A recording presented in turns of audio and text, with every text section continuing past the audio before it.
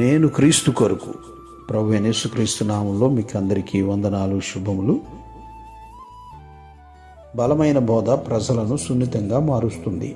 సున్నితమైన బోధ ప్రజలను కఠినంగా మారుస్తుంది.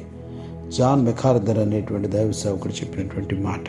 మనం కొన్ని వాక్యములు గమనిద్దాం. అపోస్తలుల కార్యముల గ్రంథం 2వ అధ్యాయము 37, 38 అంటే 36 కూడా చదువుకుందాము. సిలువ వేసిన ఈ యేసుని దేవుడు ప్రభువుగాను క్రీస్తుగాను నియమించెను. ఇది ఇశ్రాయేల్ వంశమంతి రూఢిగా తెలుసుకుని చెప్పాను. వారు ఈ మాట విని హృదయంలో నొచ్చుకొని, సహోదరులారా మేమేం చెప్తామని పేతురును కడమ అపోస్తలులను అడుగగా, పేతురు మీరు మారుమనసు పొంది పాపక్షమాపణ నిమిత్తము ప్రతివాడు యేసుక్రీస్తు నామమున బాప్తిస్మం పొందిడి, అప్పుడు మీరు పరిశుద్ధాత్మను వరము పొందుదురని.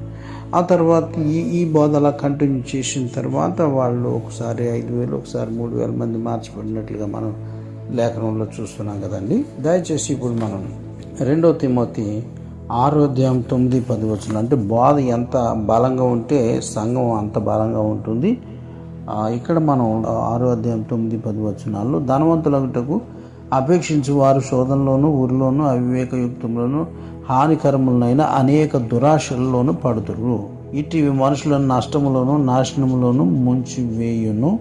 ఎందుకనగా ధనాపేక్ష సమస్తమైన కీడులకు మూలము. కొందరు దాన్ని ఆశించి విశ్వాసము నుండి తొలగిపోయి నానా బాధలతో తమ్మును తామే పొడుచుకునిరి అని. ఇది బలమైనటువంటి బోధ అంటే. అలాగే 2 తిమోతి 4వ అధ్యాయము 2, 3, 4 సమయమందును అసమయమందును ప్రయాసపడము, సంపూర్ణమైన దీర్ఘశాంతంతో ఉపదేశించము, ఖండించము, గద్దించము, బుద్ధి చెప్పుము. ఎందుకనగా జనులు హితబోధను సహింపక దురద చెవులు గలవారై తమ స్వకీయ దురాశలకు అనుకూలమైన బోధకులను తమ కొరకు పోగు చేసుకుని ఈ సత్యమునకు చెవిని యొక్క కల్పనా కథల వైపు తిరుగు కాలం వస్తుందని 4వ వచనంలో చెప్తున్నాడు. సరే, మరి ఈ రకంగా బలమైన బోధలైతే ఈ విధంగా ఉన్నాయి. నేటి దినాల్లో సున్నితమైన బోధ, ఆశీర్వాదం అవసరమే, కాదంటలేదు.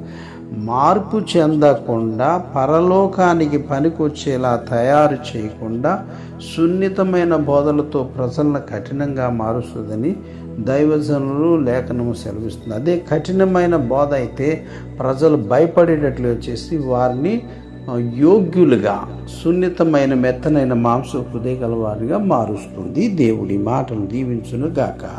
ఆమేన్.